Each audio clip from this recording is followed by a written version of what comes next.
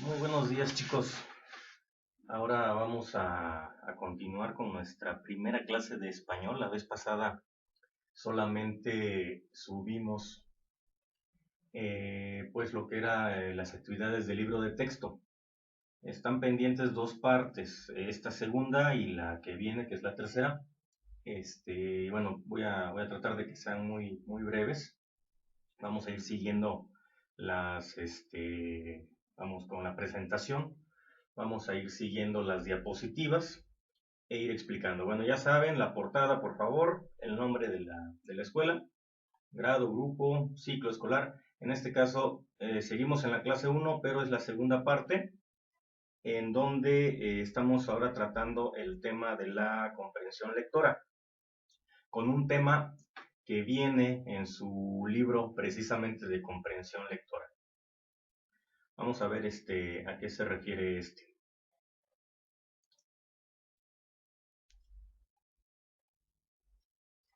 Y bien, chicos, vamos a dividir en esta clase de comprensión lectora, vamos a dividir en dos momentos. Primeramente, vamos a compartir algunas posibles estrategias precisamente de comprensión lectora que les van a ayudar a que sus textos, cuando los lean ustedes, pues sean significativos, ¿verdad? Como veremos más adelante, una cosa es leer y otra cosa es comprender y otra cosa es aprender de un texto. En la presentación anterior que hablábamos de los no plagios, pues hubo dos, tres compañeros suyos que muy acertadamente me dijeron que pues sí, también sería bueno dejar en estas diapositivas, en estas imágenes que de pronto encuentro en internet y me sirven para armar mis presentaciones, pues es bueno dejar la fuente donde se encontraron. Tienen toda la razón. En este caso, créditos a educar21.com, que pues bueno, vi ¿cómo se llama esto? Como propuestas, vi unas propuestas muy interesantes con unas diapositivas y otras personas también con otras imágenes que he procurado dejar el nombre bien identificado por si ustedes también se quieren referir a esas fuentes de consulta y a lo mejor profundizar. Por lo pronto vamos a ver 6 estrategias que nos comparte esta página. Bueno, primeramente hay que conectar, dice, ¿no? Es importante que cuando tú leas un texto, trates de imaginar cómo sería eso en tu vida personal. Por ejemplo, no sé cómo aplica eso, cómo te afecta eso, en qué se parece a lo que estás viviendo ahora, ¿no? Un ejemplo muy clásico a lo mejor y muy cursi romántico, la novela de Romeo y Julieta, bueno, que habla de unos jóvenes que no pueden ser novios porque sus familias no se llevan, ¿no? Y a lo mejor en tu caso o en el caso de los jóvenes a esta edad, pues simplemente es que los papás no les dan permiso, ¿no? Porque no están en edad a lo mejor, ¿no? Y a lo mejor así, puedes más o menos tener una comparación de cómo lo que estás leyendo es parecido a lo que está pasando con tus propias experiencias personales, ¿no? Eso es un ejemplo. Luego en el 2 dice visualizar, ¿sí? Ustedes lo saben en la materia de inglés que les doy, que a mí me gusta mucho que representen lo que vamos aprendiendo con imágenes. Si es un verbo en donde dice tocar la guitarra, bueno, dibuja a alguien tocando la guitarra, ¿no?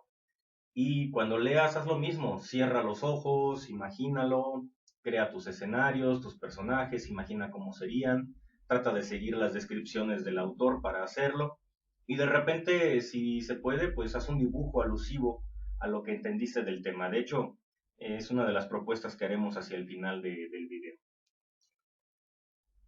Bien, es necesario preguntar, ¿no? Cuando tú estés leyendo un texto, ve preguntándote cosas y también si hay un cuestionario, que esto será precisamente esta actividad que haremos al final, para que tú me muestres un trabajo. Vamos a hacer un cuestionario que está en la página precisamente del libro, en la página 6 del libro de comprensión lectora. Entonces hay que preguntarse siempre, hay que hacer preguntas, ¿sí? Yo, como te lo he explicado también en la clase de inglés, son los que llamamos los chismosos. los pronombres interrogativos. ¿Quién, cómo, cuándo, dónde, por qué, para qué? Pregúntate todo eso y precisamente los pronombres interrogativos, como si fueran chismosos, te van a dar mucha información. Bien, punto 4, inferir. Trata de saber qué quiso decir el autor con su mensaje. No solamente leas y digas, ah, sí, sí le entiendo porque como sé español, pues sé lo que está diciendo. Pero también trata de interpretar. Inferir es como interpretar. Te pongo un ejemplo contándote algo que una exalumna de aquí de la secundaria, ella me pidió que le tradujera un mensaje que le mandaron en una imagen. Este mensaje en inglés, traducido al español, decía, el pasado es prólogo, ¿sí? El pasado es prólogo. Pues yo se lo traduje del inglés al español, ¿no? Pero después tuvimos que inferir, porque ella me decía, bueno, ya me está usted diciendo que en español este mensaje significa el pasado es prólogo, pero ¿eso qué significa? Aunque esté en español no lo entiendo. Bueno, tenemos que inferir, ahí está usando una metáfora el que escribió este mensaje, ¿sí? El pasado es prólogo, significa que lo que ya hiciste, lo que ya pasó, es pues apenas la introducción de el libro que estás escribiendo hoy en día, que es tu vida, ¿no? Lo que escribes de hoy en adelante es el libro. Ya no estés pensando en el pasado, eso ya pasó y eso es apenas el prólogo, eso es apenas la introducción, ¿sí? Entonces ahí estamos haciendo una inferencia, ¿sí? Estamos haciendo una interpretación. Bien, vamos a lo siguiente. Hay que determinar la importancia, dice, ¿verdad? Es decir, ¿cuál es el mensaje principal? ¿Cuál es la idea principal? ¿Sí? ¿Está hablando del barroco nada más para informármelo o está intentando darme un mensaje? ¿O qué es lo que pasa? Esto es muy importante, este punto 5 es también importante para la tercera parte o la tercera sí, parte de la clase que te daré, en donde tendremos que inferir precisamente el mensaje de una canción. ¿Sí? Esto ya te lo explicaré en la siguiente clase, en el siguiente video, pero tenemos que saber qué quiso decir el autor y tenemos que saber cuál es el mensaje principal, ¿ok? ¿Qué nos está diciendo? ¿Qué interpreto yo también? Bueno, el punto 6 es sintetizar, ¿sí? Perdón, estábamos en el 5, vamos al 6. Sintetizar. Los estudiantes usan sus habilidades analíticas, dice. Es decir, vamos a analizar el texto, vamos a interpretar el texto, vamos a captar la idea principal, como vimos en diapositivas anteriores, pero ahora lo vas a resumir, vas a sacar la esencia y además con tus propias palabras. ¿Te acuerdas de la clase anterior? Paráfrasis. Bueno, también es bueno parafrasear los textos y repito, en el tercer video vamos a ver precisamente cómo se puede parafrasear o cómo, o quizá algún ejemplo, ¿no? De un parafraseo. ¿Ok? Bueno, vamos a la siguiente. Ahora tenemos este esquema muy, muy bonito, muy práctico. Otra vez aquí dejo Isabel Solé, se llama la autora, aquí está, Isabel Solé. Y bueno, nos dice que tenemos que preguntarnos qué buscamos con la lectura. Leer para obtener una información, leer por placer, leer para seguir instrucciones, ¿sí? Por ejemplo, no sé, en enciclopedia, en un libro de texto, estamos leyendo para obtener una información. Por placer, un cuento, una novela, una revista.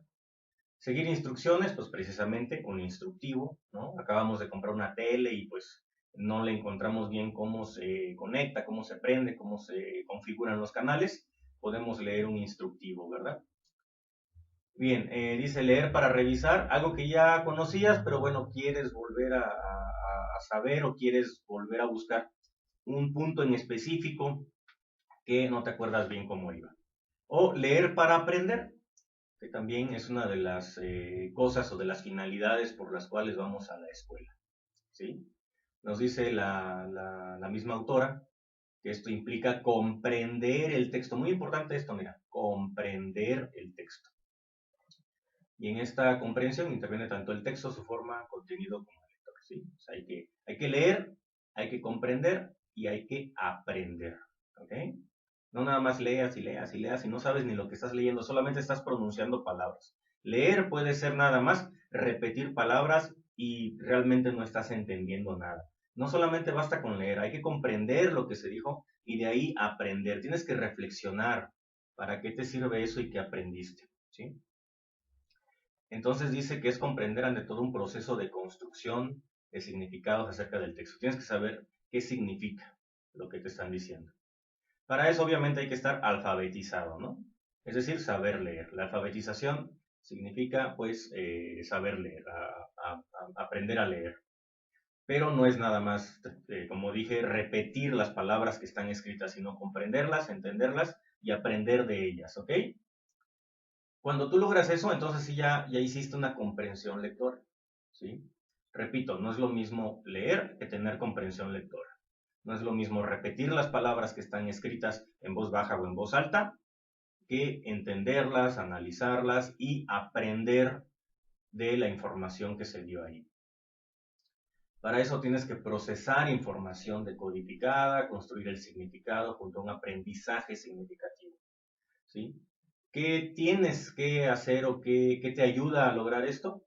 Tener conocimientos previos, tener un objetivo. Es decir, esto, ¿para qué estoy leyendo? Para aprender, para seguir instrucciones, porque quiero, porque me gusta. ¿Cuál es tu objetivo en ese momento de la lectura? ¿Qué es lo que te motiva a leer el texto? Pues bueno, porque el profe me lo pidió y es mi trabajo y tengo que sacar una calificación. Ok, pero bueno, trata de que también tengas un motivo personal, ¿no? Quiero aprender, ojalá que esas palabras siempre salgan de ti. Nos dice que es bueno leer el texto de distintas maneras, rápido, lento, mental, en voz alta, diría yo también, y tomar apuntes de lo más significativo, ¿sí? Atención con esto, chicos, hay gente que subraya, que usa marcatextos, que hace notas al pie o a los lados del libro, de la hoja del libro con pluma. Yo en lo personal me duele mucho, odio prácticamente cuando maltratan un libro, cuando lo rayan, cuando lo rayonean. Entonces en la medida de lo posible, ten una libreta a un lado con una pluma, con un lápiz y evita maltratar el libro, evita dañarlo. Mejor haz apuntes en una libreta aparte, pon la página, el nombre del libro, de donde estás tomando esos apuntes y esas dudas, y ahí mismo clarifícalas en tu libreta.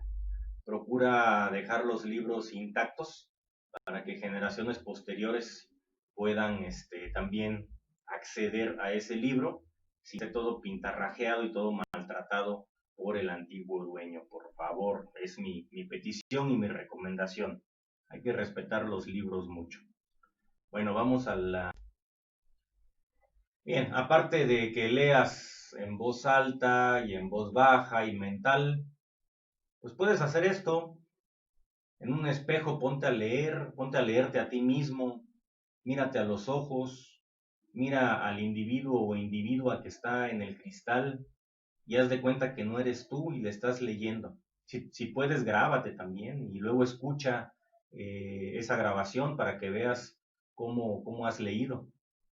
Gracias a que estuvimos grabando ahora, me di cuenta de algunos vicios de lenguaje que yo tenía y que he tratado de poner atención, porque no es lo mismo hablar y leer que escucharte cómo lees en una grabación.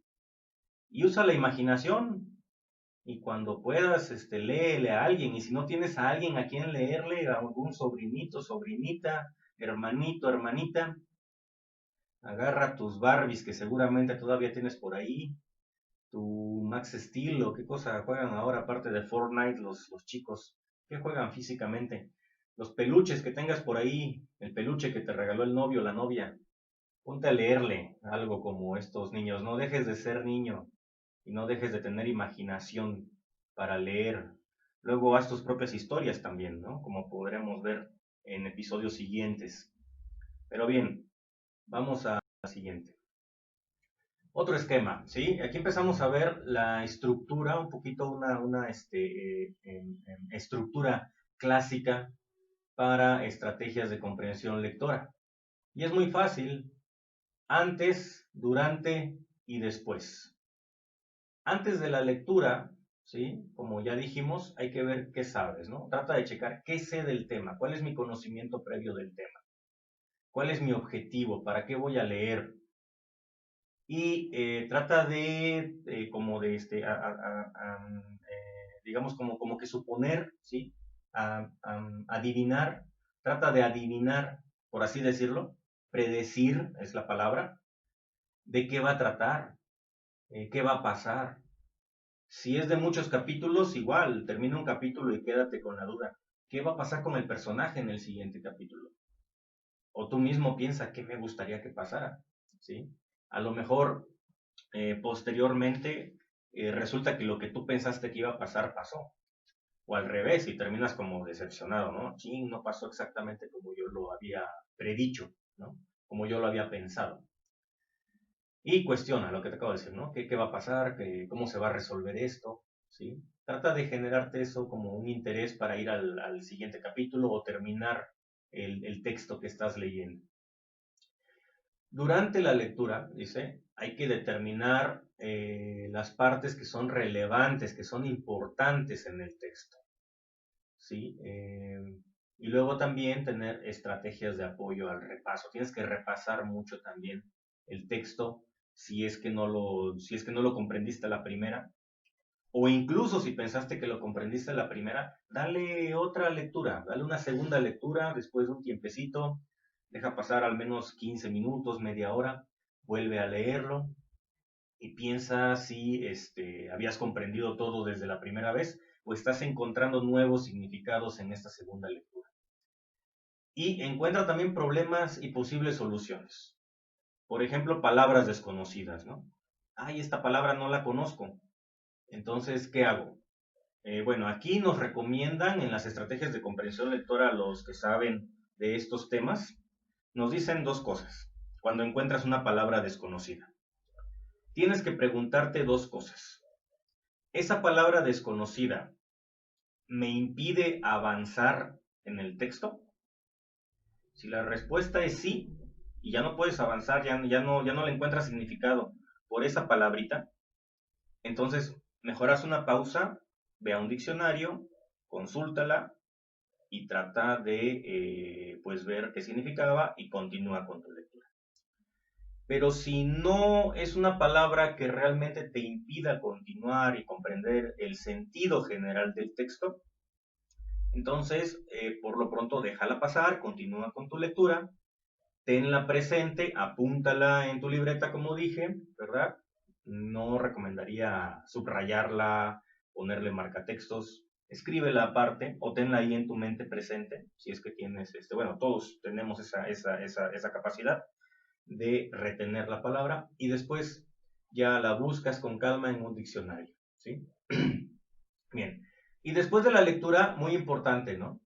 O sea, aquí estamos hablando de, digamos, suponer lo que va a pasar con la lectura, de qué va a tratar. Aquí ya nos estamos enfrentando a la lectura y tratando de comprenderla. Y aquí esto nos va a servir para aprender de la lectura, ¿sí? Repito, leer, comprender, aprender. Son cosas muy, muy importantes, ¿sí? Y tienes que identificar la idea principal, ¿no? Ahora sí, ¿de qué trató esta lectura, este texto? Puedes hacer un resumen con palabras o un resumen con un esquema, con un cuadro sinóptico, con un mapa mental o conceptual. O la clásica, formular, hacer y contestar preguntas, o sea, un cuestionario, que es una de las clásicas a las que nos vamos a enfrentar. Con esto estás haciendo lo que se llaman las estrategias autorreguladoras. Este esquema nuevamente fue hecho por una licenciada, Marina Adriana Herrera Vázquez, créditos, ¿sí? Y estas estrategias autorreguladoras, ¿verdad? Pues nos dan un propósito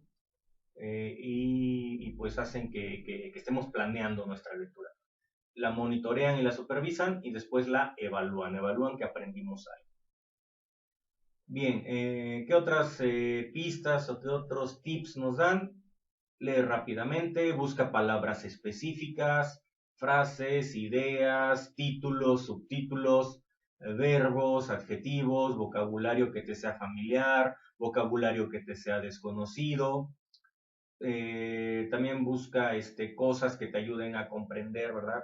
Claves, pistas que te ayuden a comprender el texto. Y pues trata de interpretar lo que el autor establece como importante. Y se trata de ver cuál es la importancia del texto, cuál es el mensaje importante que nos quiso decir el autor. Y todo esto velo escribiendo en una libreta aparte para que lo vayas investigando. Bueno, aquí es lo mismo, ¿no? Proceso lector, pasos del proceso lector, creo que dice aquí, prelectura, antes de la lectura, durante la lectura y postlectura, después de la lectura, ¿sí? Igual, algo muy importante o algo muy útil es distinguir el género textual.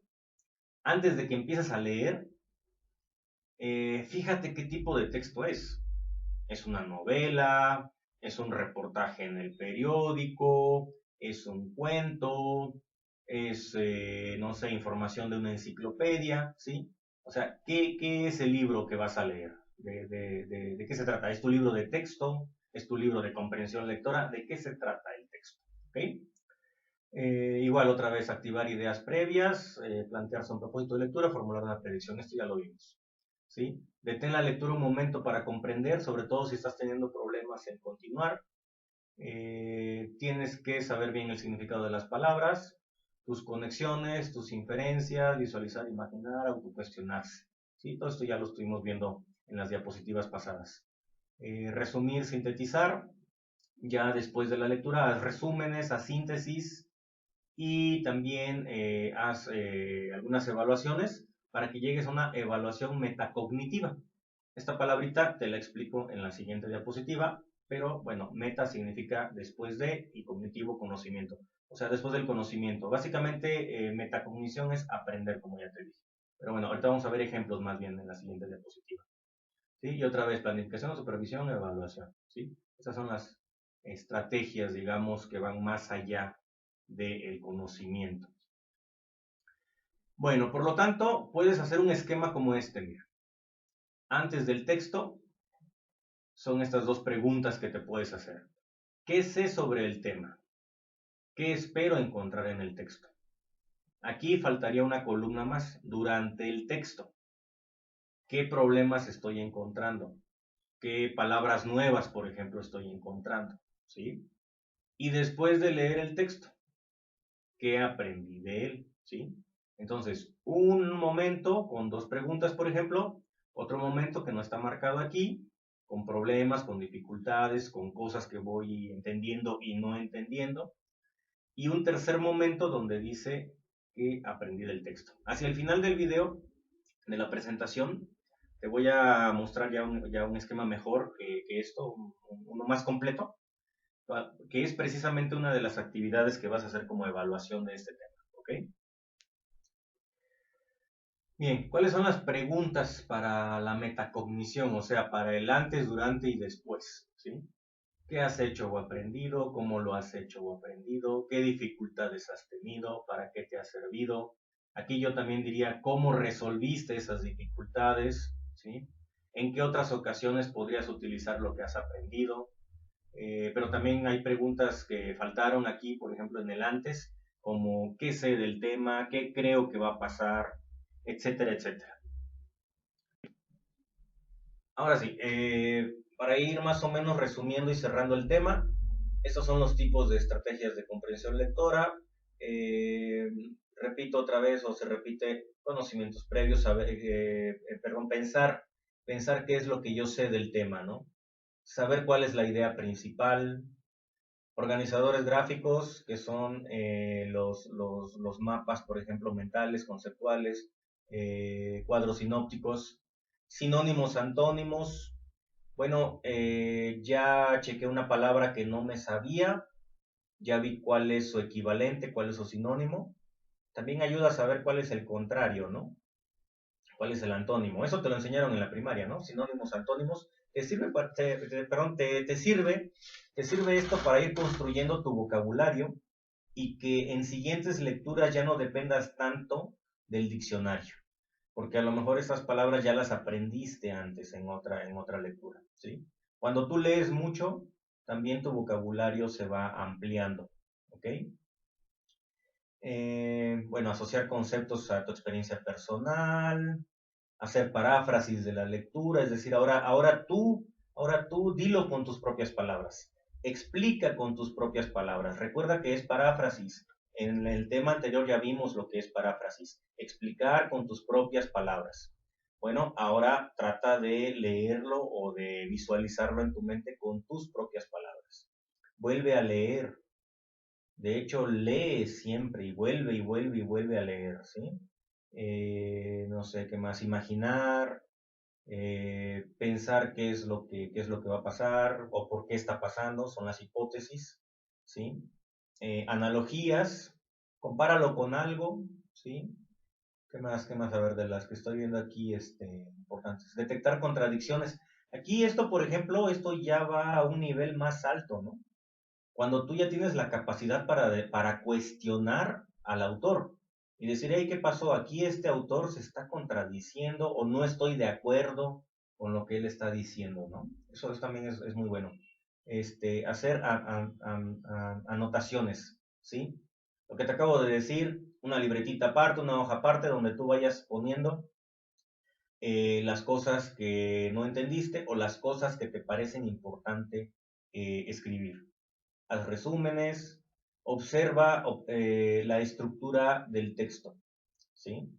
Cómo está hecho, dónde está la introducción, dónde está la conclusión, en el desarrollo dónde estuvo el conflicto, la trama, ¿sí?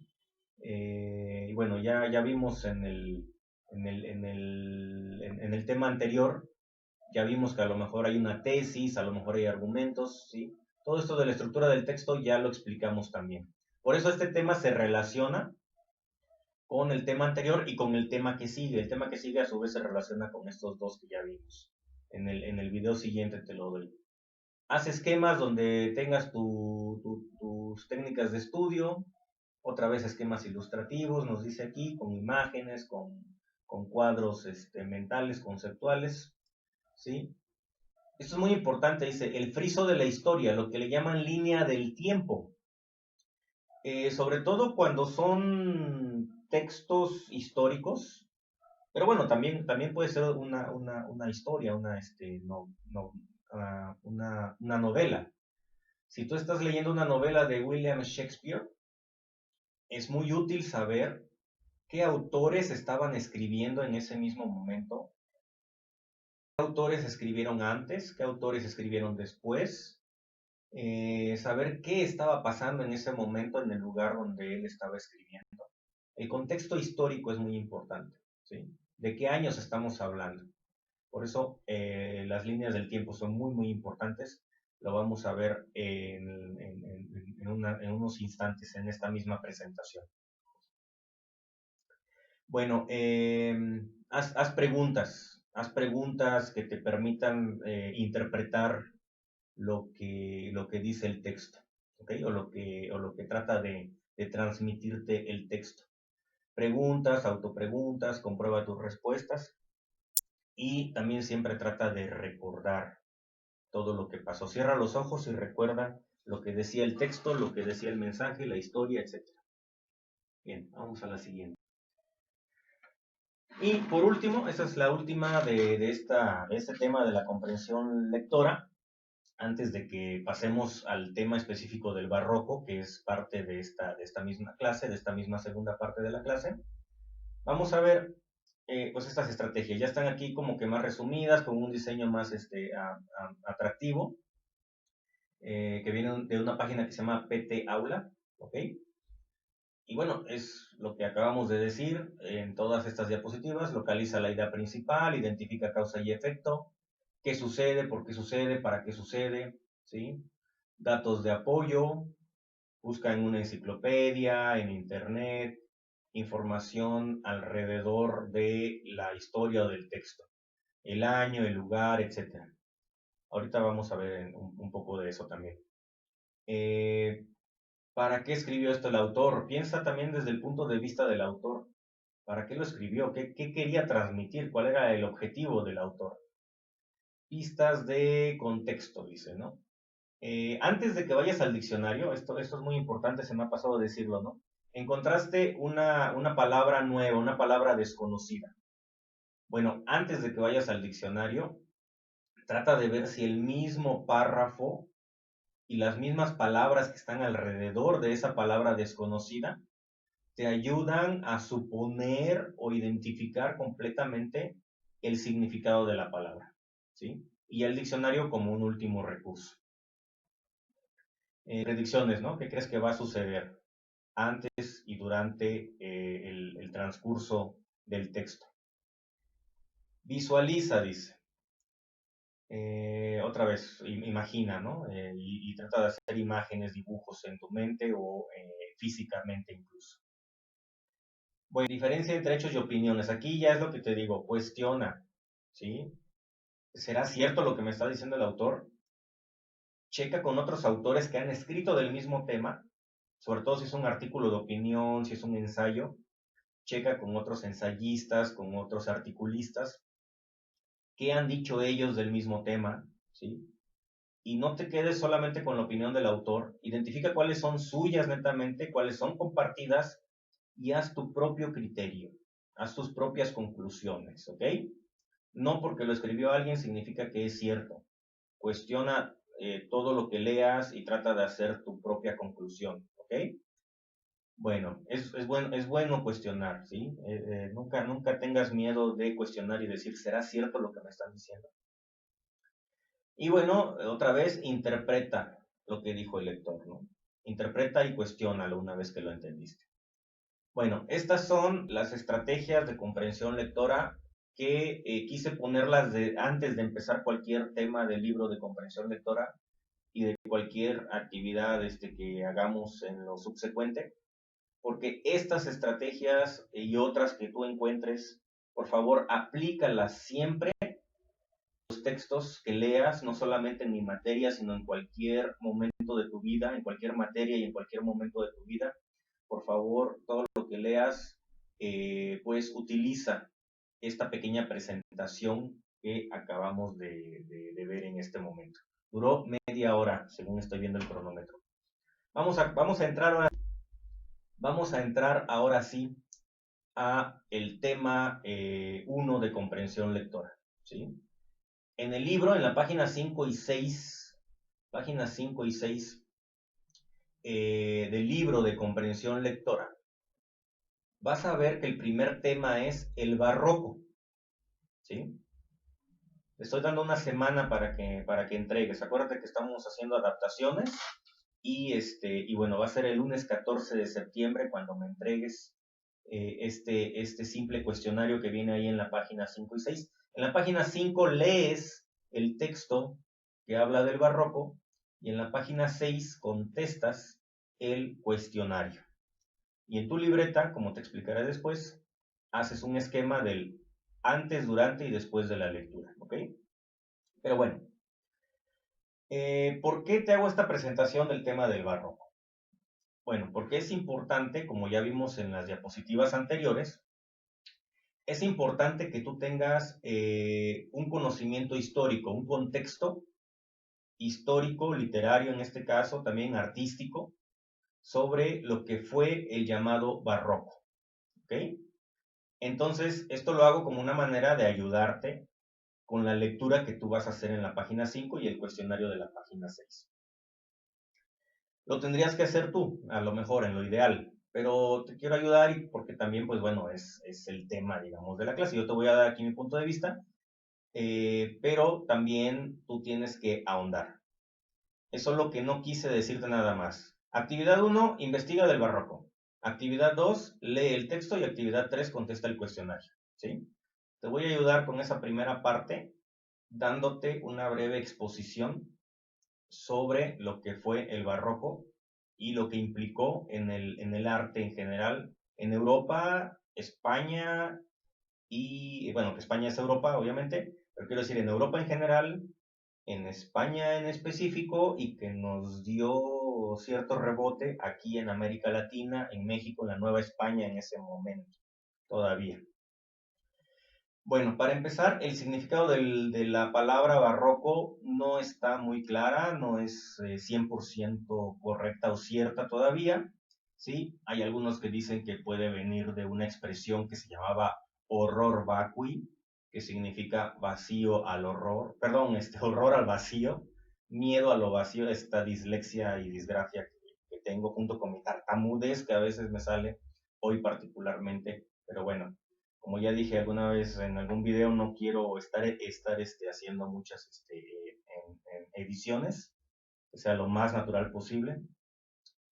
Y bueno, otra vez, horror vacui, miedo al vacío, horror al vacío, pero parece que lo más acertado es que viene de una palabra portuguesa, al parecer, donde barroco significaría como esta perla, mira, que tiene así muchas protuberancias. No es una perla uniforme, no está lisita, sino tiene como chipotes, por así decirlo, porque digamos que esa es su forma natural, ¿no? Es su forma natural. Entonces se dice que esa es una perla barroca, ¿no? Por ende, el término barroco significaría entonces así como irregular, deforme, etcétera, ¿no? Mientras que una perla ya trabajada está lisita, está fina, está suavecita.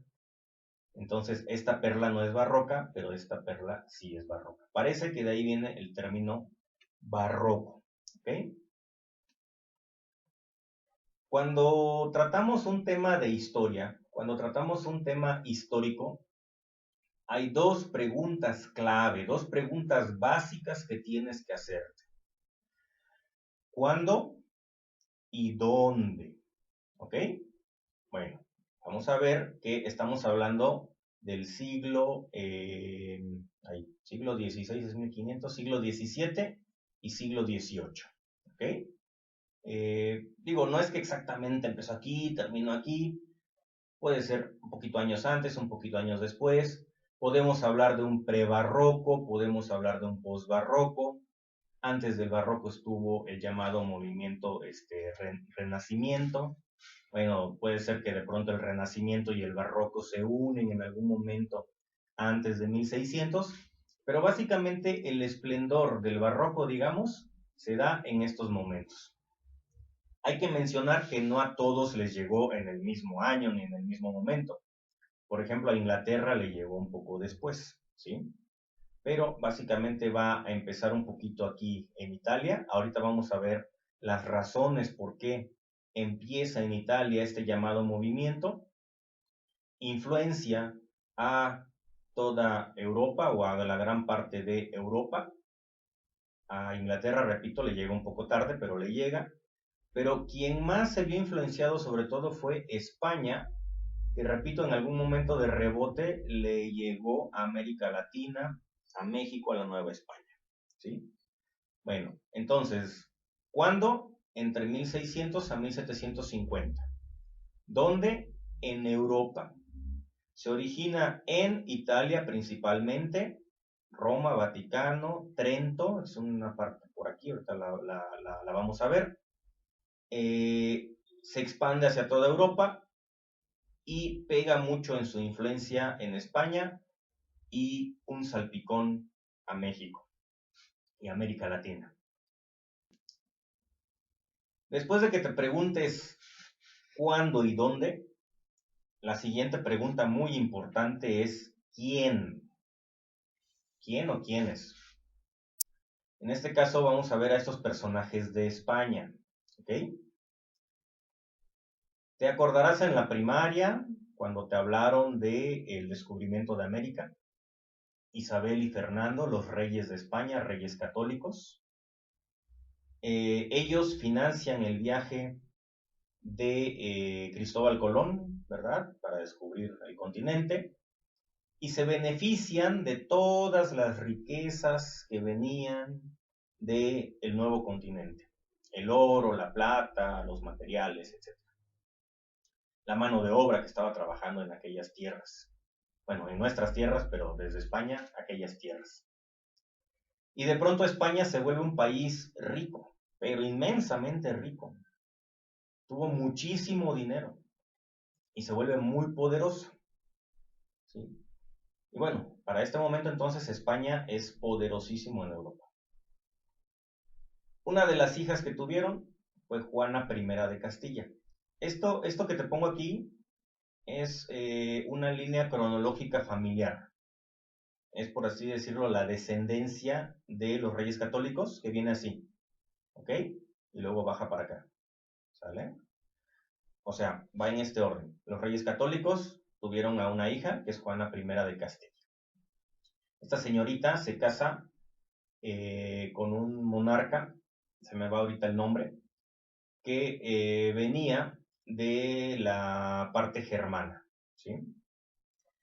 Es decir, cuando ellos tienen un hijo que se llama Carlos I, resulta que este señor tenía derechos de gobernar tanto en España como en la parte alemana y Austria, ¿no? Tenía derechos tanto por la parte materna hacia España como por la parte paterna hacia Alemania. Por eso en España era conocido como Carlos I, pero en Alemania era conocido como Carlos V. Este señor es el de los chocolates. Este señor es el que aparece en el chocolate Carlos V. ¿Sale? Y era nieto de los reyes católicos, hijo de Juana I. Él tuvo otro hijo, que fue Felipe II. ¿Sí? Y Felipe II tiene otro hijo que se llama Felipe III. Estos tres personajes que están aquí, Felipe III, que tiene un hijo que se llama Felipe IV, y luego Felipe IV tiene otro hijo que se llama Carlos II, ¿sí? Entonces, estos tres, que vienen siendo los tres últimos descendientes de los reyes católicos, de Carlos V en su momento, pues ellos vivieron entre 1600 a 1700. 1598 nace Felipe III y 1700 exactamente muere Carlos II. Es decir, entre estos tres personajes, ¿sí? Que fueron, digamos, tataranietos de los reyes católicos, pues pasaron 100 años. Ellos abarcaron 100 años, un siglo, que fue el siglo precisamente del barroco. Y bueno, ellos son clave también un poco para entender cómo influenció este arte, ¿no? O este estilo, este movimiento. Y bien, lo que sucede es que ellos, digamos, representan muy bien un concepto que en México llamamos juniors. No sé si conoces este concepto. Es decir, el papá trabajó mucho toda su vida, tiene una empresa, se hizo rico, o incluso heredó la empresa también de su papá, pero digamos que sí le echó ganas, la siguió trabajando y siguió enriqueciéndose, ¿no? Con el trabajo y el esfuerzo que puso en esa empresa. Pero resulta que sus hijos, como ellos ya nada más vivieron disfrutando desde chiquitos del beneficio del trabajo y la herencia del abuelo, del padre o de los bisabuelos, pues ellos no están acostumbrados a trabajar y no les interesa. Ellos lo único que quieren es, digamos, disfrutar de los beneficios económicos de esa empresa. Digamos que los reyes católicos se beneficiaron, pues, injustamente a lo mejor, de toda la riqueza saqueada del continente americano. Pero por lo menos invirtieron en las expediciones y apostaron y pusieron dinero y bueno, ¿no? Hicieron su conquista, su guerra, etc. Pero estos tres señores que ves aquí abajo, estos tres personajes que ves aquí abajo, ellos ya únicamente están digamos, disfrutando, están siendo beneficiados y están disfrutando todo lo que sus tatarabuelos les dejaron. Y no les interesa gobernar, ellos lo único que quieren es disfrutar, vivir la vida, divertirse. Por ejemplo, Felipe IV, lo único que hacía era fiestas y fiestas y fiestas, donde quería pues simplemente estar, pues bebiendo alcohol, echando relajo con sus amigos. Y por ejemplo, así como en una empresa está el dueño de la empresa y está un gerente, y se le deja al gerente el cargo de la empresa. Y ya el dueño ya ni hace nada, él se va de vacaciones y él ya nada más recibe su dinero, ¿no?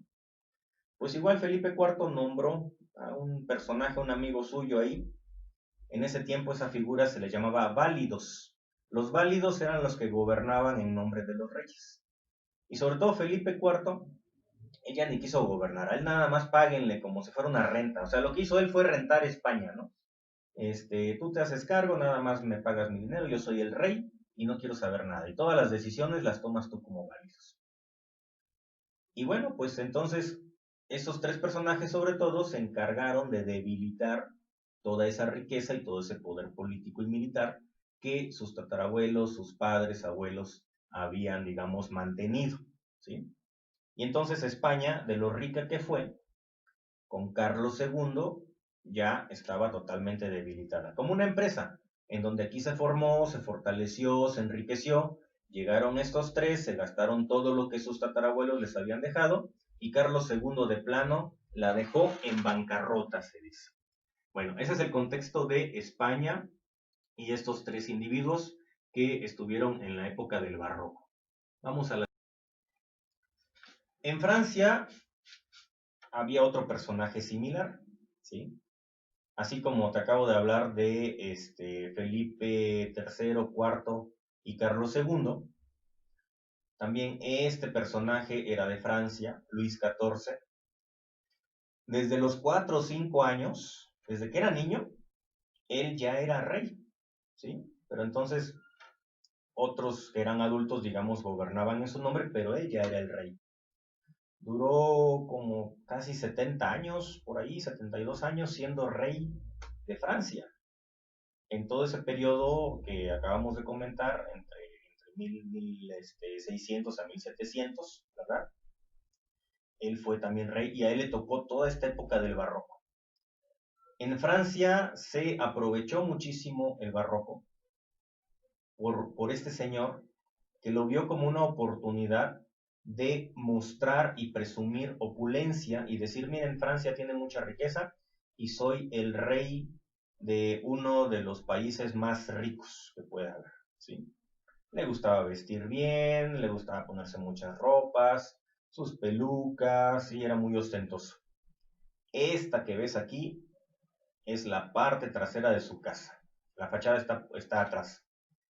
Muestro esta parte porque es de repente la más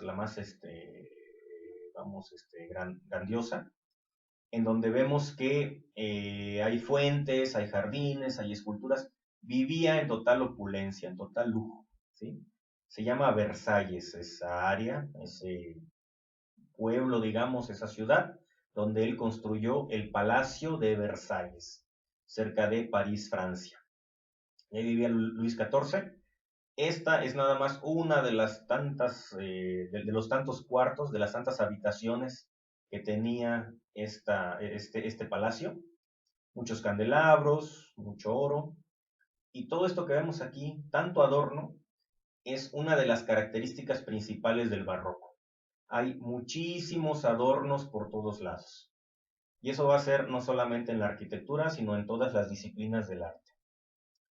Bien, entonces ya vimos España, ya vimos Francia. Pero bueno, mientras los reyes vivían en esta opulencia, en esta riqueza, ¿cómo vivía el pueblo?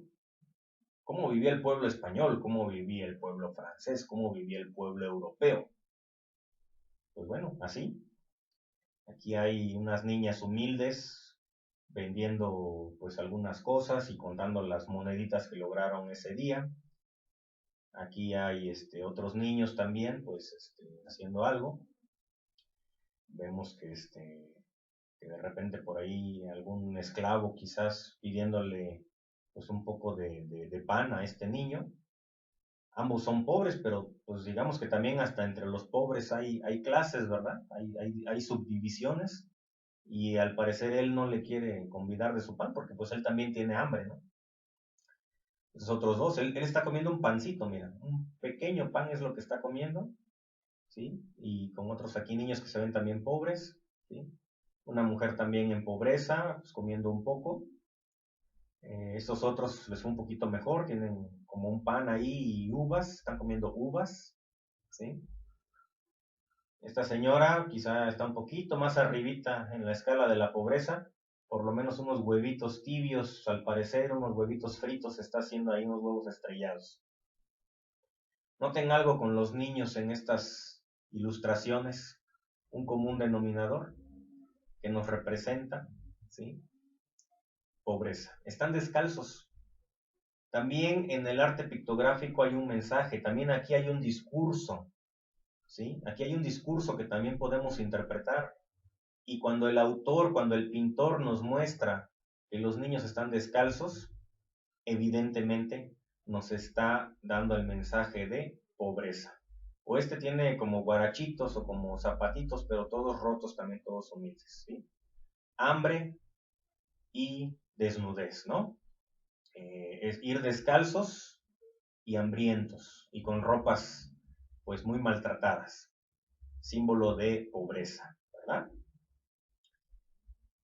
Y aquí está el niño que te acabo de mostrar en la diapositiva anterior, ¿no? Luis XIV, que te lo acabo de mostrar en la diapositiva anterior, de adulto.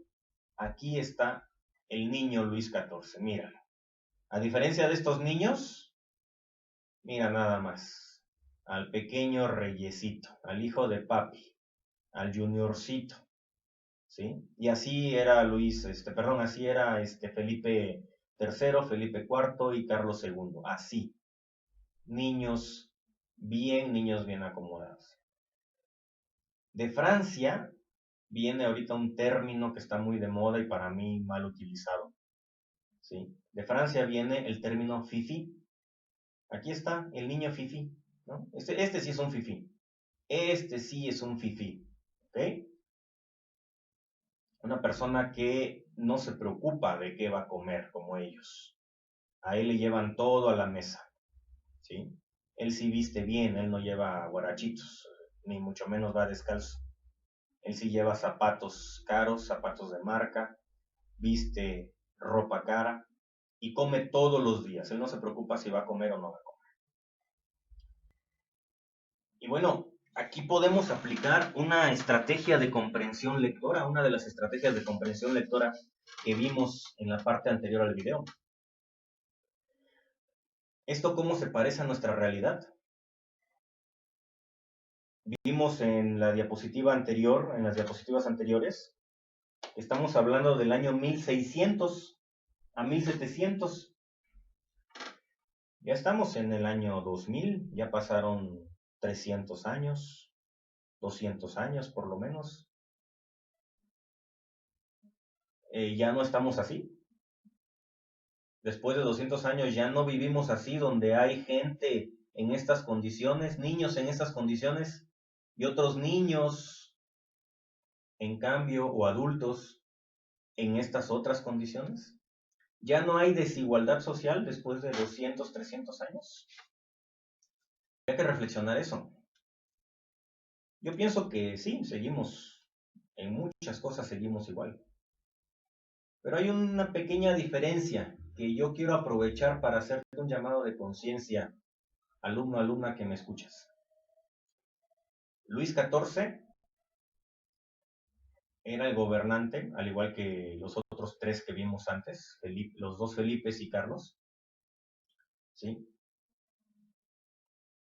Pero a ellos no les interesaba para nada lo que pasara con ellos, ¿sí? Es decir, estos niños tenían que trabajar para poder comer, ni pensar en estudiar. Para ellos la palabra estudiar no existía, y mucho menos estudiar para superarse, ¿sí? Es decir, solamente los ricos estudiaban, pero los pobres no. Los pobres no tenían acceso a la educación ni derecho a la educación. Una pequeña diferencia que hay hoy es que el Estado, el gobierno, al menos en el papel, tiene la obligación de darte educación. Bueno, de darle educación a todos los niños. Es decir, hoy en día todos los niños tienen derecho y la oportunidad, en general, constitucionalmente al menos, de asistir a la escuela y recibir educación. Es una de las razones por las cuales los maestros nos estamos esforzando en que te esté llegando la educación por los medios posibles. Aprovéchala, porque estos niños en esa época no tenían ese derecho y esa oportunidad. Al gobierno no le importaba. Al de ahora, al menos constitucionalmente, le tiene que importar. Bueno, vamos a la siguiente. Bueno, aquí viene un evento muy importante y muy trascendente. Ya hablamos de los gobernantes, ¿sí? Ya hablamos de los gobernantes de España, ya hablamos del gobernante de Francia, ya vimos cómo vivían las sociedades de la clase baja. Vamos a hablar de otro rey aquí, por ejemplo. Enrique VIII, él era rey ahora de Inglaterra. Y, por ejemplo, él en algún momento se quiso divorciar de su esposa. Y el Papa, que era Clemente, le dijo, oye, no, porque la religión católica no permite que se divorcien, no autorizo que te divorcies. Y entonces él dijo, pues protesto. Si no me puedo divorciar, protesto. Y además entonces voy a hacer mi propia iglesia. Si la iglesia católica no me quiere divorciar, pues yo me separo de la iglesia católica, fundo mi propia iglesia, que sigue siendo cristiana, pero ya no va a ser católica, y va a ser la iglesia anglicana, o sea, de Inglaterra. ¿Sí? Y entonces digamos que él es uno de los que protesta, de lo que se va a llamar después protestantismo, y se separa, ¿verdad? Pero antes de él, dos religiosos, dos frailes, habían cuestionado a otro papa anterior, que era León X, León X, así se llamaba, y fueron principalmente Martín Lutero y Juan Calvino, ¿sí? Uno alemán, el otro francés y este italiano. O sea, Alemania y Francia enfrentados con Italia, pero más bien dentro del contexto de la religión. Los tres, digamos, eran católicos. Estos dos eran frailes y este ya era papa. Pero Martín Lutero descubrió que había curas que se dedicaban a vender el perdón. Ya sabes que la religión católica... perdón, aprovecho para aclarar que en ningún momento pretendo ofender o cuestionar ninguna creencia religiosa. Estoy hablando desde un enfoque meramente académico y antropológico, histórico, ¿ok? O sea, yo no soy quien para decir si los católicos o los protestantes tienen o no tienen razón. Eso ya sería opinión mía y me la tengo que reservar yo y respeto la de los demás. Pero sí es un hecho que estos tres se pelearon y es lo que te voy a contar, ¿ok? No decir si una religión es buena o mala, ¿sale? Pero así pasa. Y bueno, la cuestión entonces es que, como sabes, en la religión católica, pues uno de los fundamentos es que si te portas bien te vas al cielo y si te portas mal te vas al infierno y sufres, etc. Pues en la época de León X había curas que para conseguir dinero para la construcción de sus iglesias vendían a los ricos, digamos, permisos o perdones, y entonces cuando los ricos compraban esos perdones, se le borraban sus pecados y ya se podían ir al cielo, ¿no? Y a veces hasta más allá, incluso decían, si me compras estos perdones o estos vales, por así decirlo, a partir de aquí cualquier cosa mala que hagas ya te está perdonada. Y entonces, pues a Martín Lutero no le gustó esto, dijo, oiga, eso no es la esencia de la iglesia, no pueden estar vendiendo el perdón para entrar al cielo y solo porque esta persona tiene más dinero que otra. Pareciera que el cielo nada más es para los que tienen dinero para comprarlo, entonces. Estas cosas obviamente no le gustaron a los papas, ¿sí? Juan Calvino también por ahí hizo algunas cosas, digamos, algunos libros en donde él decía que pues había que tener más bien fe hacia digamos, Dios y la Iglesia Católica, que simplemente, no sé, estar dando también todo ese dinero que estaban pidiendo. Otra cosa que decía Martín Lutero y que de repente Juan Calvino también apoyó, es que no debía haber imágenes en las iglesias, en los templos, que la gente debía ir solamente por su fe y por su amor a Dios, y que las iglesias no debían tener ninguna imagen, que debían ser con pisos austeros, con paredes limpias, vacías, sin pinturas, sin esculturas, nada, solamente la construcción y la fe de los que allí estuvieron, ¿sí? Cosas así planteaban tanto Martín Lutero como Juan Calvino, y a León X no le gustaron mucho. Bueno, en realidad ni a León X ni a toda la iglesia, ¿no?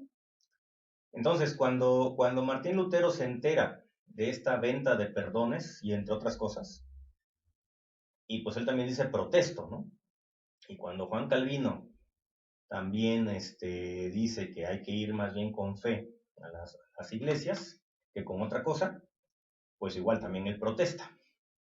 Y se terminan separando de la iglesia y fundan sus propias iglesias. Por eso a este tipo de personajes se les va a llamar protestantes, ¿sí? Y van a fundar iglesias protestantes y se van a separar de la iglesia. Por eso también otro término que se les da hoy en día es el de hermanos protestantes, por ejemplo, ¿no? O hermanos separados, también porque se separaron, porque protestaron. Y bueno, no fue así tan fácil como te lo estoy contando, realmente hubo un conflicto político, económico, ideológico de estas posturas protestantes contra la Iglesia Católica. Por eso a esta época pues se le conoció como la guerra de los 30 años, porque pues, es un conflicto que duró al menos ese tiempo, ¿verdad? En donde fue catolicismo contra protestantismo. Papas católicos contra protestantes, principalmente Martín Lutero y Juan Calvino. Bueno, vamos a la siguiente. Bueno, ¿cómo queda Europa entonces dividida religiosamente hablando? ¿Sí? ¿Por qué es tan importante hablar de religión también en estos casos? Bueno, porque los reyes se apoyaban de la religión. Ya vimos las diferencias sociales que había tan marcadas, ricos y pobres. Y los frailes y la religión eran aliados de los monarcas para ir a consolar, digamos, a los pobres. Era como decirles, sí, mira, tú pasas hambre si no tienes ropa y andas descalzo, pero Dios te quiere mucho. Y bueno, como eres pobre, pues Dios siempre está pensando en ti. Entonces, con esos discursos al pueblo se le mantenía tranquilo, sin mucho afán de rebelarse, y entonces por eso la religión fue muy importante en todo este sector. Pero con los postulados de Martín Lutero y de Juan Calvino, pues la religión católica está dividida en ese momento de esta forma, ¿sí? Y luego Enrique octavo, aquí en Inglaterra también, ¿verdad? Y bueno, también hay otra iglesia, por ejemplo, que se llama Iglesia Ortodoxa. Esta parte aquí, toda esta parte de Europa del Este, ¿sí? Los Balcanes, un tanto Bulgaria, ¿sí? Turquía, Rusia, son tradicionalmente pueblos con religión católica ortodoxa. Los anglicanos aquí, con Enrique VIII. Y pues bueno, los católicos quedaron en esta parte amarilla, ¿verdad? Todo lo amarillo sigue siendo católico. Irlanda, en esta parte de las Islas Británicas, pues es de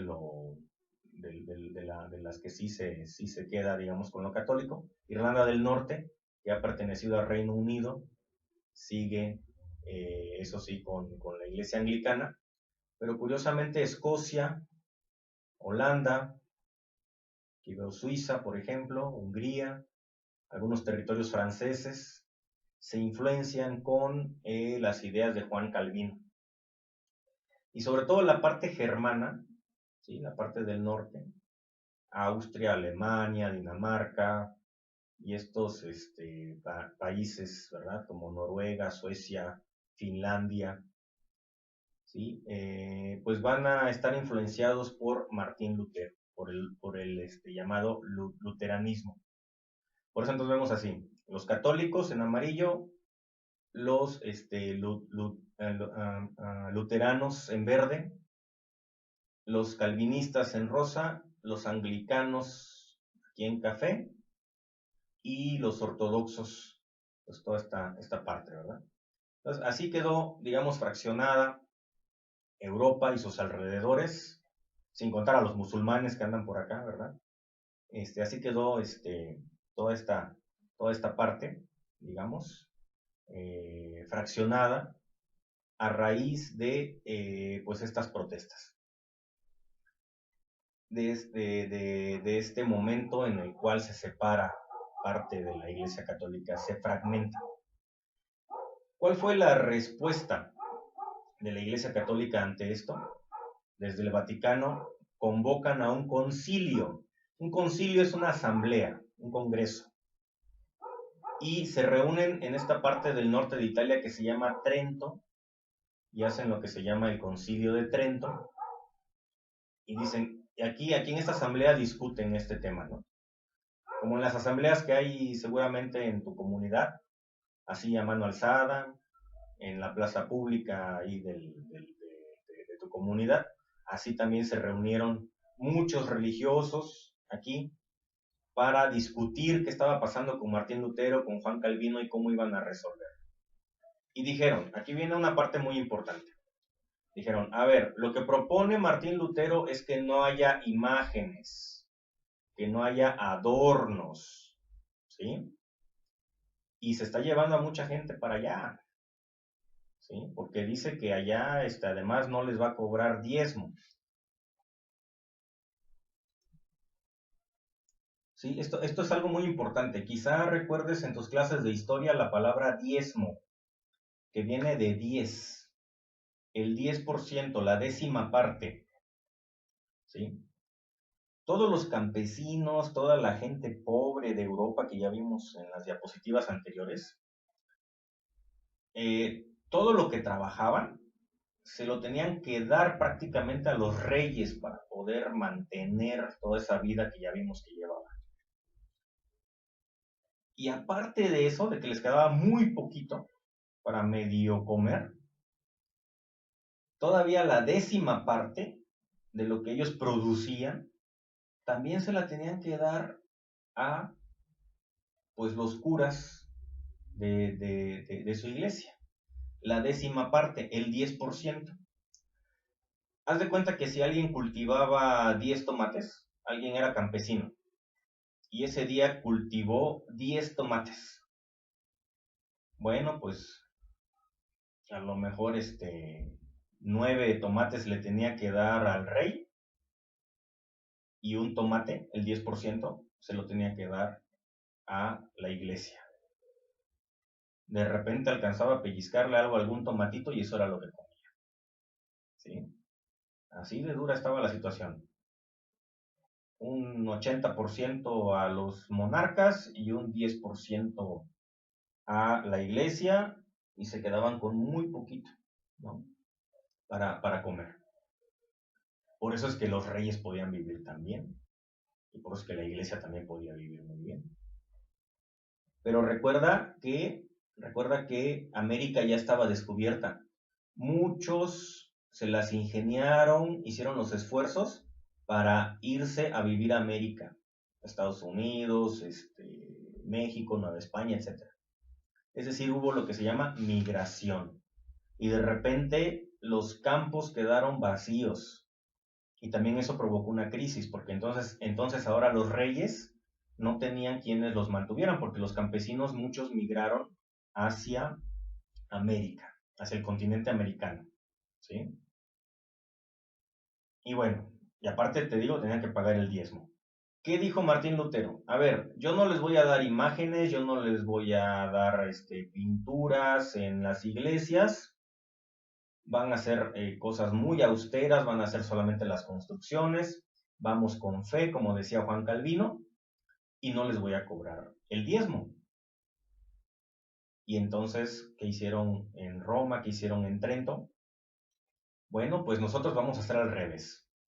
Nosotros les vamos a seguir cobrando diezmo, pero les vamos a adornar todas las iglesias con oro, vamos a vestir a los santos con ropas de seda, tejidas con hilos de oro, pero obviamente eso necesita dinero, así es que me tienen que seguir pagando el diezmo. Y bueno, pues estamos hablando del siglo XVI, XVII, XVIII, cuando no existía la televisión, cuando no existía el cine. Hoy en día la gente sigue siendo pobre a lo mejor, pero mientras siga viendo una novela, mientras siga teniendo televisión, mientras siga teniendo una película que ver, pues no protesta. Una manera de hacer que el pueblo no proteste es teniendo sus sentidos ocupados. Si un gobernante tiene a su pueblo con la vista, con el oído distraído, con sus manos distraídas, ese pueblo está sometido. ¿Cómo lo hacen hoy en día? Ponte a pensar, ponte a reflexionar. ¿Cómo nos puede controlar hoy en día el sistema? Con una película, con una telenovela, con una música, con una canción, con un videojuego que te tenga tus manos entretenidas en el celular. Cuando tú tienes el tacto, el oído, la vista, ¿sí? Con un McDonald's al que de repente puedes ir a comerte una hamburguesa, ¿sí? Con un buen perfume que mantiene tu olfato entretenido y satisfecho. Cuando tú tienes todo eso, ya no tienes tiempo para cuestionar al sistema. Pero en esos años no había tecnología. ¿Qué había? Bueno, no había la tecnología de ahora. Lo que sí había eran órganos enormes, que eran como pianos, pianos grandotes con órganos. Si vas a la iglesia de Tlacochahuaya, vas a ver uno de los ejemplos de órganos muy bonitos, y eran indispensables para que la gente estuviera entretenida. Y también empezaron a meter muchas imágenes, muchas pinturas, muchas esculturas, muchos adornos, mucho oro en las iglesias, lo cual atrajo la atención. Y entonces, en vez de irse a un espacio que no les iban a cobrar, pero que no les daban más que una construcción vacía, pues mucha gente prefirió no hacerle caso a Martín Lutero y seguir pagando su diezmo, pero que hubiera muchos adornos. Y esos adornos no se dieron solamente en los espacios de las iglesias, sino también en la música, que empezó a ser más elaborada, ¿sí? También en la literatura, donde las novelas, los cuentos, las poesías ya tenían un lenguaje más rebuscado, más adornado. En la pintura lo mismo, había más realismo, etcétera, ¿sí? Entonces, digamos que a través del arte, la Iglesia Católica y los gobernantes mantuvieron al pueblo tranquilo y que no se fuera de sus lugares y que siguiera trabajando y que siguiera manteniendo tanto a los gobernantes como al clero. Esa es la importancia del arte y del arte barroco en este contexto de crisis política, económica, social y religiosa, ¿sí? Política, económica, social, religiosa ¿sí? Todo esto va a hacer que el arte barroco sea una respuesta y una estrategia para tratar de controlar los ánimos en este contexto. Bien, un esquema en donde vemos entonces la situación política. Aquí están estos tres juniors españoles que te dije, Felipe III, Felipe IV y Carlos II, ¿no? O sea, Carlos II era hijo de Felipe II y nieto de Felipe perdón, de Felipe IV, ahí que estoy diciendo. Carlos II era hijo de Felipe IV y nieto de Felipe III, ¿ok? Bueno, ¿cuáles son los eventos, digamos, trascendentes en cada uno de estos tres que dilapidaron la fortuna que había hecho España tras el descubrimiento de América? Bueno, se pelea con los árabes, con los moriscos y los expulsa de España, pero empieza la guerra de los 30 años, es decir, la de los protestantes contra los católicos. Felipe IV de plano deja el poder en manos de su amigo el duque de Olivares, que es un término que se llaman válidos, o válido o válido, no veo un acento aquí. Bueno, era como el representante del gobierno. Pierde Portugal, Portugal era parte de España y se independiza, ¿no? Era un territorio pues anexado a España, se va a independizar, ya es en el momento de Carlos II cuando se independiza. Bueno, muchas guerras, ¿verdad? No hay una estabilidad, digamos, en las guerras. Y Carlos II, de plano. Aparte, murió sin hijos, ya no hubo más gente de esta misma familia, digamos, que pudiera gobernar y dejó al país en bancarrota. La situación social, lo que acabamos de ver, crisis económica, social y política, incapacidad política, ¿ok? Corrupción de la monarquía, vendían el perdón como si con dinero se pudiera entrar al cielo. Escasez del dinero de América, ya no estaba llegando dinero del continente americano y en cambio la gente se estaba yendo al continente americano. Gente de Europa llegaba a América en busca de mejores oportunidades de vida. Había un desastre total en Europa, ¿sí? Porque estos señores no sabían gobernar y seguían abusando del pueblo, el pueblo ya estaba cansado y los que medio pudieron hacer algo para controlar al pueblo fueron, pues digamos, desde la religión católica sobre todo, al crear el arte barroco como una manera de entretener al pueblo y que no protestara y que no se fuera y que no se inconformara. Por eso hay una época de contrastes, dice. Hay lujo en la corte, hay pobreza en el pueblo. Hay idealismo por un lado, pero el pueblo sabe que la realidad no es tan idealista. Hay una crítica del país por un lado y por otro lado hay un nacionalismo exagerado, ¿no? Los que defienden digamos, a los gobernantes, ¿sí? Contra los que lo critican, ¿verdad? Y bueno, empieza a haber pesimismo y desengaño. Esto es importante porque es otra característica del barroco y de las historias, sobre todo de la literatura en el barroco, ¿sí? La gente ya no cree en los finales felices. La gente ya no cree que el pobre se va a ganar la lotería y se va a volver rico. O que la pobre se va a casar con el rico y se va a volver también rica. No, el pobre ya se dio cuenta que es pobre y pobre va a ser. Por eso es pesimista. Ya no hay esa fe, esa esperanza. ¿Sí? Y ya no quieren finales felices, ya quieren finales reales. Por eso en el barroco se da mucho, en la literatura, se da mucho la tragedia, ¿sí? Se da mucho el estilo de la tragedia. Un ejemplo clásico es con William Shakespeare, Romeo y Julieta. No es de que, estos dos personajes vivieron felices para siempre y se casaron y tuvieron muchos hijitos. Pues no, en la tragedia pues se mueren los dos, ¿no? ¿Sí? Entonces, en esta época muchas veces los personajes, los protagonistas, mueren y no logran ser felices, porque eso es lo que está pidiendo el público en ese momento, que todo sea real. ¿Ok? Bueno, vamos al siguiente. Terminamos aquí con nuestro contexto histórico-social de barroco. Época de conflictos religiosos entre católicos y protestantes. En España reinaron Felipe III, Felipe IV y Carlos II. Nefastos estos.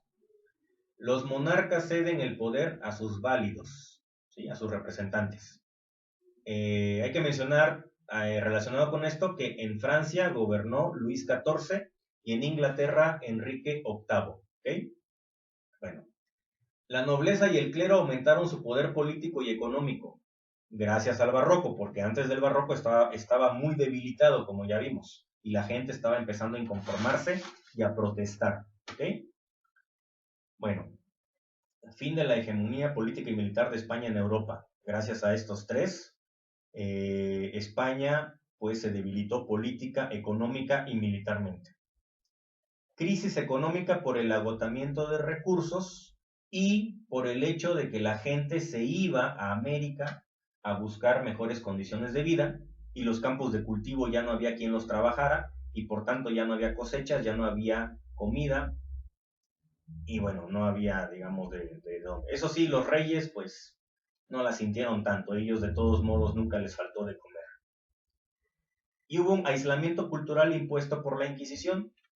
Seguramente también recuerdas que pues la Iglesia Católica tenía otro mecanismo, que era la Inquisición.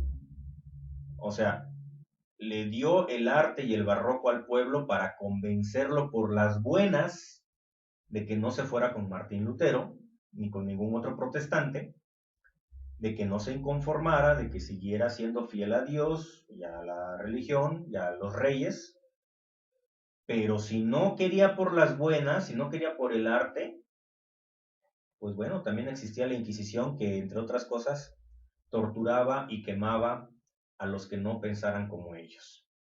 ¿Sí? Todo esto te lo puede aclarar el profe Tabito en alguna clase de historia. Vas a decir que, ¿por qué si estamos dando español estamos con esto? Bueno, la literatura, el arte, el español, el lenguaje, por supuesto que se correlacionan con historia y por supuesto que tienes que tener un contexto histórico para entender por qué existió el barroco, cuál fue la razón de que existiera el barroco. El barroco es muy llamativo a los sentidos, ¿sí? A la vista, al oído, atrae mucho, ¿sí? Los sentidos humanos y por tanto mantiene el cerebro dormido o entretenido más bien, lo mantiene entretenido y entonces así los individuos ya están entretenidos con arte, con todas las imágenes, con todo el oro y todo esto, y ya no tienen tiempo para estar cuestionando a los reyes y pues también al clero. ¿Ok? Bien, vamos al siguiente. Ahora sí, pasamos al arte como tal. Voy a dar algunos ejemplos muy sencillos. En música, por ejemplo, destacó un señor llamado Händel, que es este señor de aquí, alemán. Su obra más emblemática, más conocida, el Halleluja, ¿sí? Vivaldi con las cuatro estaciones y Bach con una melodía que se llama Tocata y Fuga. Por ahí búscalas en internet, si no en alguna otra lección estaremos viendo de hecho a estas tres melodías, Aleluya, las cuatro estaciones y Tocata y Fuga, ¿ok? De Händel, Vivaldi y Bach, ¿ok? Bien, vamos. En escultura, uno de los que destaca y que es mi favorito, sobre todo en este movimiento barroco, es este señor apellidado Bernini, ¿sí? Quien una de sus esculturas más famosas y que también en lo particular me encantan es el llamado Éxtasis de Santa Teresa. Esta monja que ves representada aquí argumentaba que en algún momento tuvo un contacto divino con Dios y que sintió como Dios entró en su cuerpo y la dejó así, en total éxtasis se llama, ¿ok? Y aquí lo interesante es ver cómo Bernini, todo esto es piedra, no vayas a pensar que es tela, ¿eh? Todo esto es piedra de mármol, normalmente traído de una ciudad llamada Carrara, en la Toscana, al norte de Italia, cerca de otra ciudad que se llama Florencia, Firenze.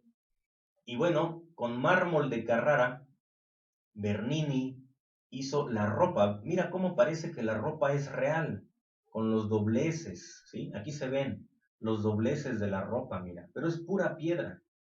Y ve el rostro de Santa Teresa, ¿sí? El barroco va a ser muy, muy realista, ¿ok? Es una manera, y mira todo el oro, todos los rayos de Dios que caen sobre la monja, hechos con oro o con un bañado de oro. Un dorado y un blanco perfecto que atrae los sentidos humanos. El barroco pretende atraer los sentidos humanos. Los cuatro compositores musicales que te mostré anteriormente atraían el oído. Este señor atrae la vista, ¿verdad? Bien, pasamos al siguiente. Y el tacto, ¿no? Los que pudieran tocar, o al menos imaginar que tocamos, podemos sentir cómo están los pliegues de la ropa. ¿Ok? Bien. Otra cosa, si hablamos de los sentidos humanos, se relaciona mucho entonces con el arte escénico, el arte teatral. Mira esta pintura de Caravaggio, se llamaba el artista. Esta pintura pareciera que está en un teatro, pareciera que el público, nosotros estamos aquí y esto es una puesta en escena. Mira las expresiones de la gente, muy teatrales, muy dramáticas. Esta obra se llama El descendimiento de la cruz, está mostrando cuando a Cristo lo descienden, cuando el cuerpo de Cristo es descendido de la cruz, ya muerto, digamos, ¿no? Para resucitar 3 días después, según bueno, el enfoque de la cristiandad. Y este fue pintado por Caravaggio. Algo muy característico del claroscuro, por eso se llama así, claro oscuro o claro oscuro, en donde vemos que está iluminada, muy iluminada, la parte importante y el fondo es totalmente negro, totalmente oscuro, ¿sí? Para permitirnos, digamos, tener un contacto entre el público que lo estamos viendo, entre el espectador y la pintura. Otras que se van a caracterizar, otros artistas, es Artemisa, Rubens y Velázquez, ¿ok? Por ahí puedes consultarlos también con tu maestra de artes, maestro de artes, y te dejaré una lista también al final de la presentación. También en una especie como de post-barroco existe esta técnica, este estilo, que en francés se llama trompe-l'œil, que vendría siendo, en español le pusieron trampantojo, porque es una trampa al ojo, dicen, ¿no? Es un cuadro, es una pintura, pero pareciera que se está saliendo. Aparte del claroscuro, que sigue presente aquí con el fondo oscuro, vemos que hay un realismo, pareciera que se va a salir de la pintura. En arquitectura, por ejemplo, la Fontana di Trevi, ¿no? La fontana de las tres calles, la fuente de las tres calles, sería la traducción, o simplemente la fuente de Trevi, ¿no? En Roma, vemos también las esculturas, vemos la bueno, grandeza o opulencia de los adornos de las esculturas, ¿sí? Y quizás en este ramo de la arquitectura es donde más claramente nos llegó a México, a la Nueva España. Esta es la fachada de la iglesia de Santo Domingo en San Cristóbal de las Casas. Mira todos los ornamentos que tiene, está muy, muy adornada, ¿sí? Y en Oaxaca, pues ni se diga, nuestro máximo referente del barroco es la iglesia o el templo de Santo Domingo de Guzmán en el centro de la ciudad de Oaxaca.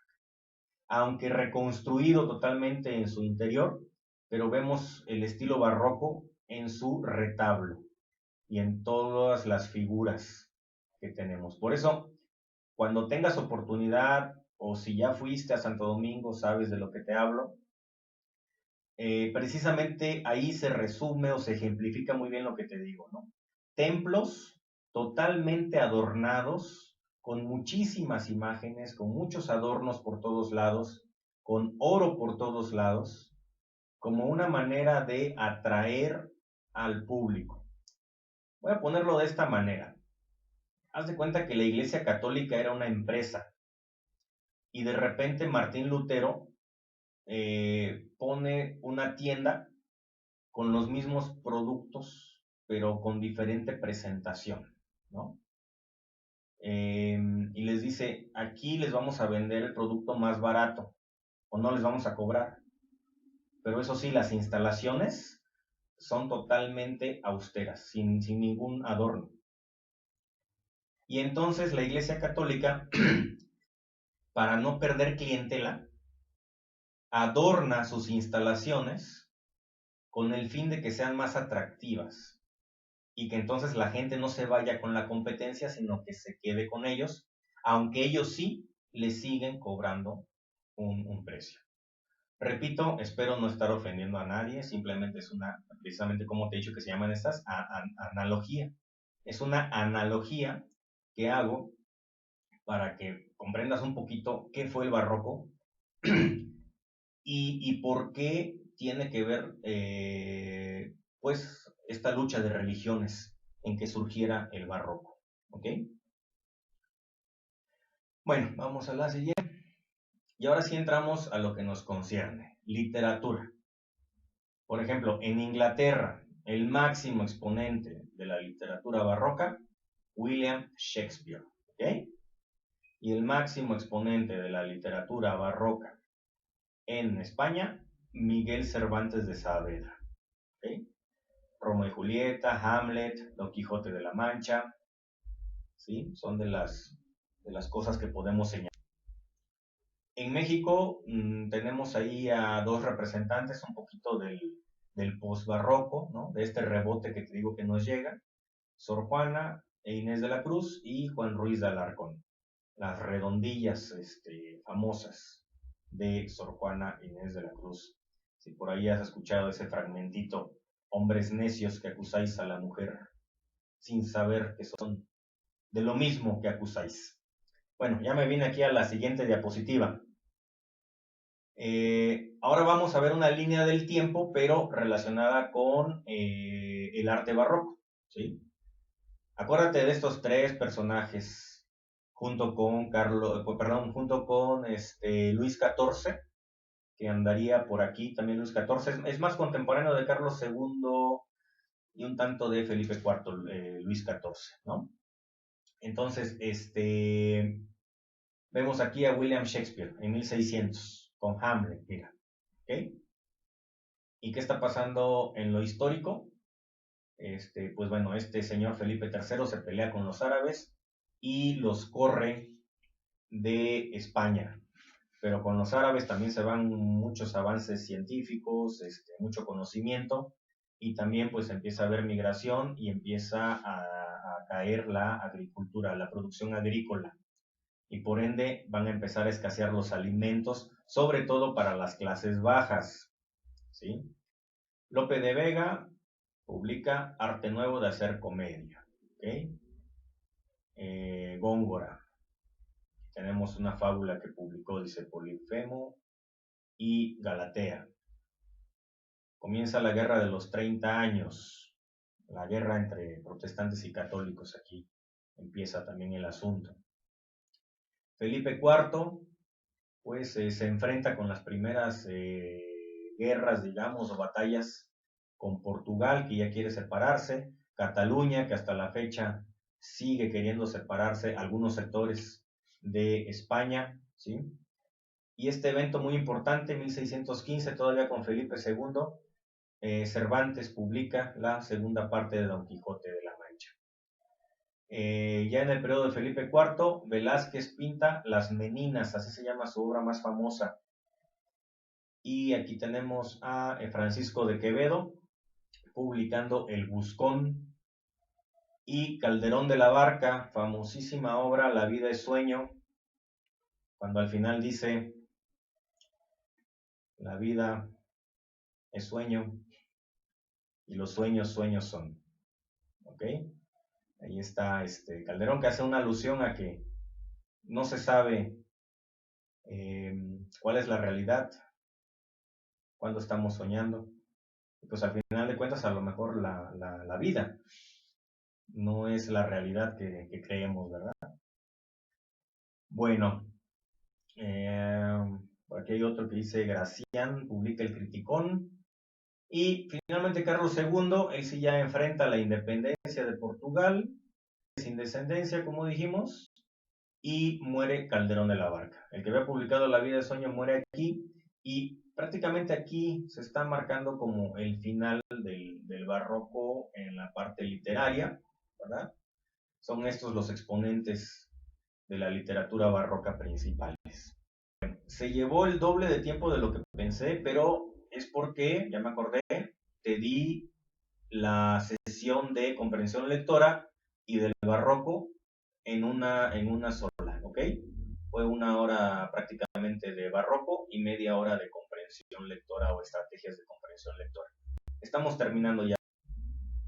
Bien, características así rápidamente del barroco entonces. Muchos adornos, realismo, mucha luz y obscuridad, luz y obscuridad, pero no solo en la pintura, sino también en el lenguaje, en la música, etcétera, ¿no?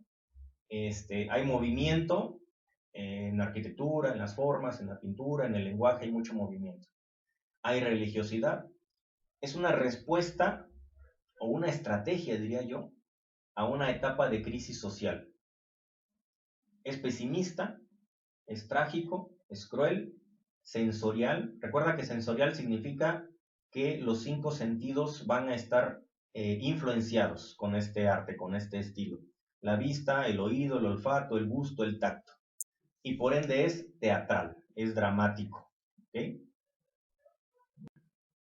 Te dejo una lista de diferentes exponentes del arte barroco en diferentes disciplinas: música, escultura, pintura, literatura.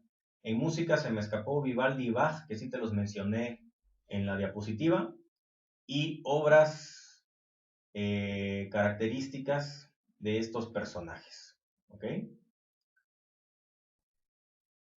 Con esa diapositiva anterior terminamos la presentación y te muestro ahora lo que tienes que hacer tú.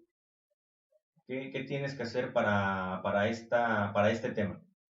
En el libro de comprensión lectora, la página 5 y 6, vas a leer el texto sobre el barroco en la página 5 y vas a contestar el cuestionario relacionado ahí abajo del texto. Entre la página 5 y 6, ahí está el cuestionario. Y en la libreta, copias esta tabla y me pones, antes de la lectura, ¿qué sabías del tema? Durante la lectura, ¿qué problemas tuviste y cómo los resolviste? Por ejemplo, palabras desconocidas o conceptos que no conocías. ¿Qué hiciste? ¿Los escribiste en algún lado? ¿Los consultaste en el diccionario? ¿Los buscaste en el párrafo o por el párrafo te diste cuenta qué significaba? Después de la lectura, ¿qué aprendí? Y después de este discurso que te dio tu maestro de español, este discurso de historia, ¿qué aprendiste? ¿Sale? Esto es una página, ¿eh? No tienes que extenderte mucho.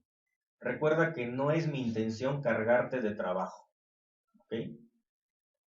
Esto lo puedes hacer en una hoja y ahí mismo contestas 2, 3 cosas en cada columna, 2, 3 cosas que son relevantes y tu cuestionario que también es una sola hoja, ¿ok? Recuerda que puedes escribir solamente las respuestas si ahorita no tienes los medios económicos para imprimir la hoja, ¿ok? Puedes anotar las respuestas en una libreta. Fecha de entrega, próximo lunes 14 de septiembre. ¿Dudas en el WhatsApp? Nos vemos. Falta una parte más, la subo en unos momentos.